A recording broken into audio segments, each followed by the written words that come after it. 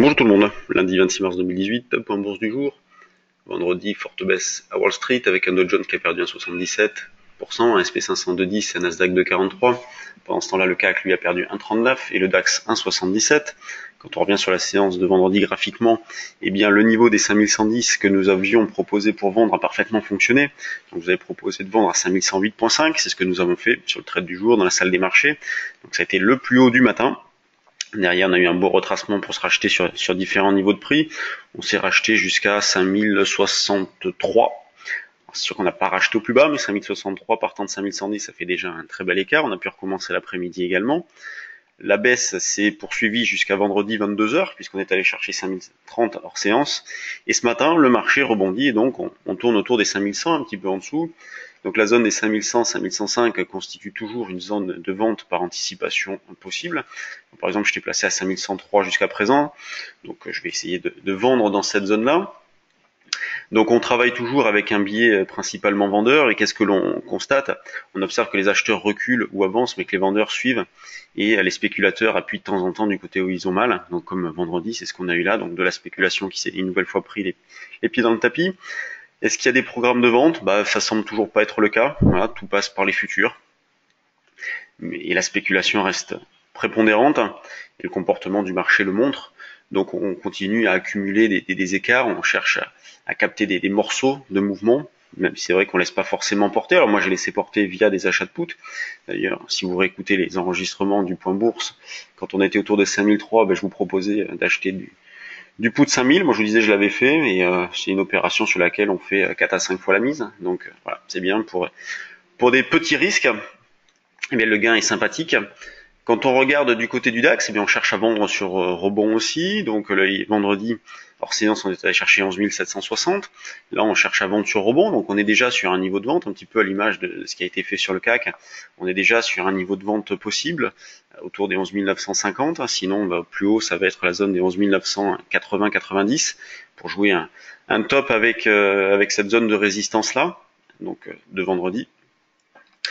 L'euro-dollar, eh bien, continue d'être hésitant, il alterne les mouvements haussiers, les mouvements baissiers. Là, on a un mouvement haussier qui est en cours. Et pour rappel, vendredi, je vous proposais d'acheter de l'euro-dollar d'une manière un petit peu agressive sur la 1,2320. Donc à 1,2323, on était placé. Donc c'est ce que j'ai proposé également sur le trade du jour. Et ça a été voilà, le plus bas de cette séance-là.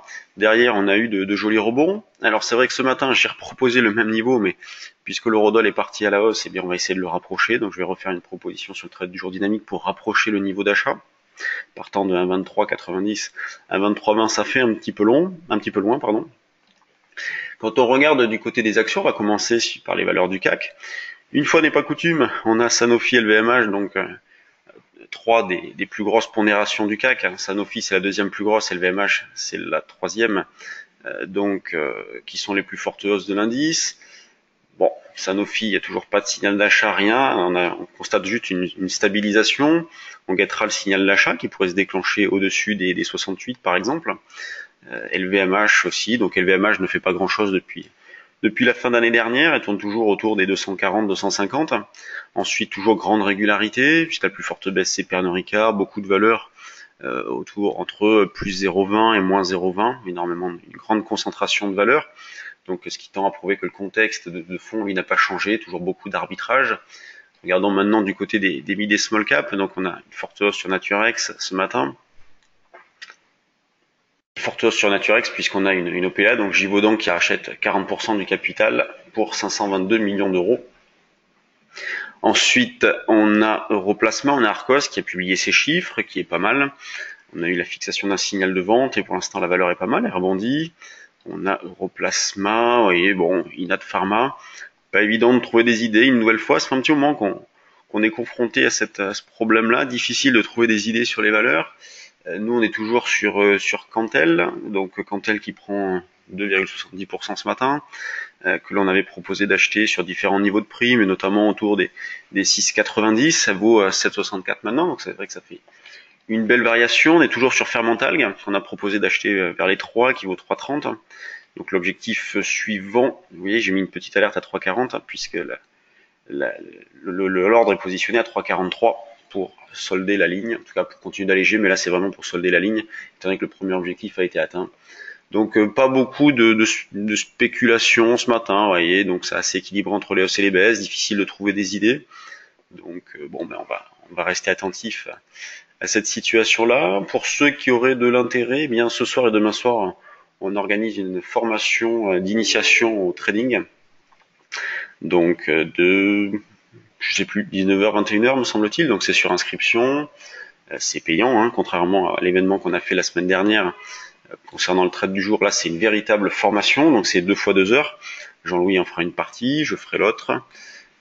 Et voilà, et semaine prochaine à Paris, je vous retrouverai de Paris pour faire le point bourse, pour faire les formations futures, options. Et ensuite, on fera, pour ceux qui ont de l'intérêt, on fera de la formation sur les actions à distance aussi, donc en ligne. Au mois d'avril-mai, je vous communiquerai les dates si vous avez de l'intérêt, ou n'hésitez pas à nous envoyer un petit message.